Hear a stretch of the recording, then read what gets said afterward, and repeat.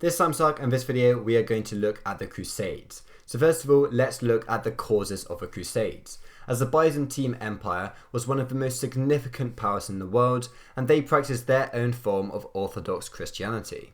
However, Byzantium had lost significant amounts of land to the invading Seljuk Turks, and this meant that in 1095, Emperor Alexius I sent envoys to Pope Urban II asking for mercenary troops to confront the Turkish threat. So although the relations between Christians in the East and the West had been strained, they had started to improve, and in November 1095 at the Council of Clermont in France, the Pope called upon Western Christians to recapture the Holy Lands from Muslim control. Now this was partly because Pope Urban II was motivated by a desire to strengthen the papacy and become the undisputed head of the whole Christian church. Now this appeal for help against the Muslims was met with a tremendous response. Now those who took up their arms against the Muslims were motivated for a number of reasons. So firstly we have the defense of Christianity and the faith, and this is because the Pope promised them a fast track route into heaven. There was also the chance to gain material wealth, there was peer and family pressure, and there was also a chance to see the great holy site in person. So first of all, there was the First Crusade, and this lasted from 1096 to 1099. Now 4 armies of Crusaders were formed from different troops of different Western European regions. Now this was led by Raymond of St. Gilles, Godfrey of Bouillon, Hugh of Vermandois, and Bohemond of Taranto with his nephew Tancred. So these groups departed for Byzantium in August 1096. Now there was also a group of commoners and knights which were known as the People's Crusade, and they set off before the others under the command of Peter the Hermit. However, they ignored the advice of Alexius to wait for the other crusaders, and the Turkish forces crushed the People's Crusade at Civitus.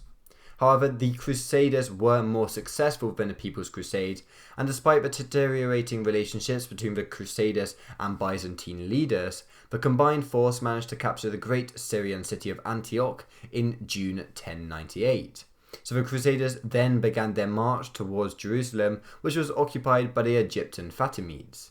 So by mid-July, the Christians were able to force the city's governor to surrender.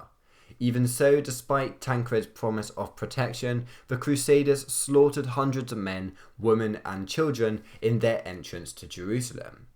So to defend the territory, which was now in Christian hands, 4 Crusader states were formed. So it was the Kingdom of Jerusalem, the County of Edessa, the County of Tripoli, and the Principality of Antioch. Now collectively these were known as the Latin East. Military orders then sprang up in the Crusader states, and these were professional knights who were given the responsibility of defending key castles and passing pilgrims.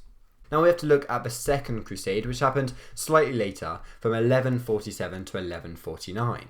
As in 1144, the Seljuk general Imad al-Din Zangi captured Edessa, and this led to the loss of one of the Crusader states. Now many Christians were killed and enslaved. This sparked another crusade to get it back again, and the German king Conrad III and the king of France Louis VII led the Second Crusade in 1147. However, Imad al-Din Zangi was assassinated in 1146, and his successor Nur al-Din sought to bind the Muslim world together in a holy war against the Christians. So this meant that in October 1147, the Turks annihilated Conrad III's forces at Dorylaeum, and when Louis and Conrad attacked Damascus with 50,000 men in 1148, they were defeated once again. So the next year, Nur al-Din captured Antioch, and the county of Edessa ceased to exist by 1150. Now we also need to look at the Reconquista, because although the Second Crusade was a failure in the East, it did start the fight against the Muslim Moors in southern Spain, and this was known as the Reconquista.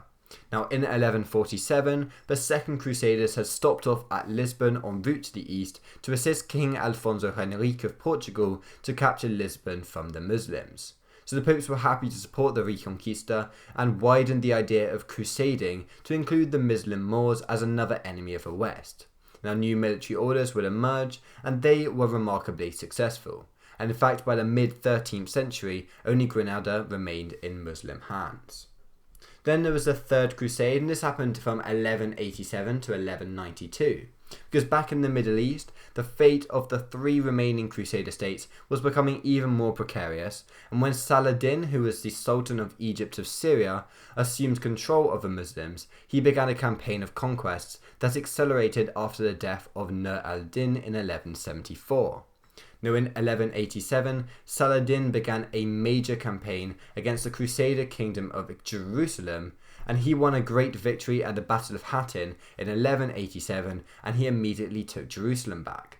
So this brought on the Third Crusade, where 2 kings and an emperor were in command. So the 3 big names were Frederick I Barbarossa, who was the King of Germany and Holy Roman Emperor, Philip II of France, and Richard of England, also known as Richard the Lionheart. So however, the Third Crusade started poorly for the Crusaders when Frederick drowned in a river on his way to the Holy Land in June 1190. Now Richard I was able to improve the fortunes for the Crusaders, however, when he defeated the forces of Saladin in the Battle of Arsuf. Following the recapture of the city of Jaffa, Richard I re-established Christian control over the region, and he approached Jerusalem, yet refused to lay siege to the city. So this meant that the end result of a Third Crusade was a mere consolation prize. It was a treaty which allowed Christian pilgrims to travel to the Holy Land without interference, and it was a strip of land around Acre. So in September 1192, Richard I and Saladin signed a peace treaty that re-established the Kingdom of Jerusalem, however it was without the city of Jerusalem. So Pope Innocent III then called for a new crusade in 1198 with the intent of recapturing Jerusalem. However, in 1203, en route to Jerusalem, the Crusader leadership entered into an agreement with a Byzantine prince to topple the reigning Byzantine Emperor Alexius III in favour of his nephew, who became Alexius IV in mid-1203. However, the attempts of Alexius IV to submit the Byzantine Church to Rome was met with stiff resistance, and he was strangled in a palace coup in early 1204. So in response, the Crusaders declared war on Constantinople, and the Fourth Crusade ended with the fall of Constantinople in April 1204. So this meant that many of the Crusaders stayed and plundered the city's enormous wealth, and only a handful of the Crusaders continued to the Holy Land thereafter. But the Fifth Crusade saw a change of strategy, as the Western powers realised that the best way to capture the Holy Land from the Muslims, which was now dominated by the Ayyubid dynasty that had been founded by Saladin, was to attack Egypt. So at first, the Crusaders were successful in occupying the port of Damietta on the Nile in November 1219. However, their supplies started to dwindle, and they eventually lost the Battle of Mansourah in August 1221 against Sultan al-Kamil. Now, eventually al-Kamil will agree to an 8-year peace agreement with Europe. But the Sixth Crusade then took place in 1228 to 1229. So the Sixth Crusade saw the benefit of negotiation rather than warfare when the Holy Roman Emperor Frederick II managed to strike a deal with Sultan al-Kamil, and that was the Sultan of Egypt and Syria, to hand Jerusalem over to Christian control, provided that Muslim pilgrims could freely enter the city. Now al-Kamil was willing to use Jerusalem as a bargaining chip because he was struggling to control his own large empire, and Jerusalem only had a religious significance rather than political or economic significance. The peace treaty would expire a decade later, however, and the Muslims were able to easily regain control of Jerusalem. Then there was the Seventh Crusade, and this happened in 1248 to 1254, after the Battle of La Forbie, where the Christian army was defeated by the Ayyubids, and it signalled the collapse of Christian power in the Latin East. Louis IX decided to launch the Seventh Crusade, and Louis IX was the King of France. Now the Crusaders repeated the same strategy of the Fifth Crusade by attacking Egypt, but they achieved the same poor results, the acquisition of Damietta and then defeat at Mansourah. Now Louis IX was even captured, although he was later ransomed for 800,000 Byzants. So finally, we need to look at the Mamluks and the Eighth Crusade. As in 1250, the Mamluk Sultanate had taken over from the Ayyubid dynasty, and they had a formidable leader in Baybars who was coronated in 1260. So the Mamluks descended from former slaves of the Islamic Empire. And under the Sultan Baybars, the Mamluks were able to demolish Antioch in 1268, and in response, Louis IX organised the Eighth Crusade in 1270. However, when attacking Tunis in Tunisia, King Louis IX died of dysentery in 1270, and his disease-ridden army dispersed to Europe shortly afterwards.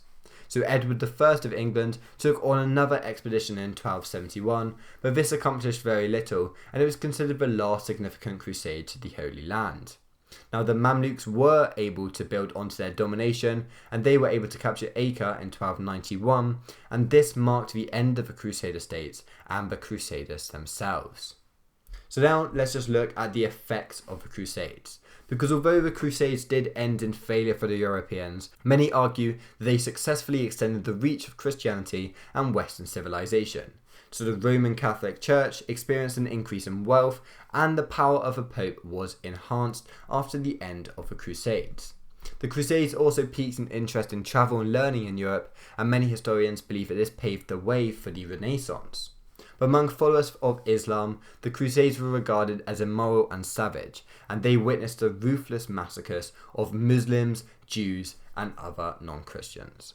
So thank you for watching this video, and see you soon. Bye.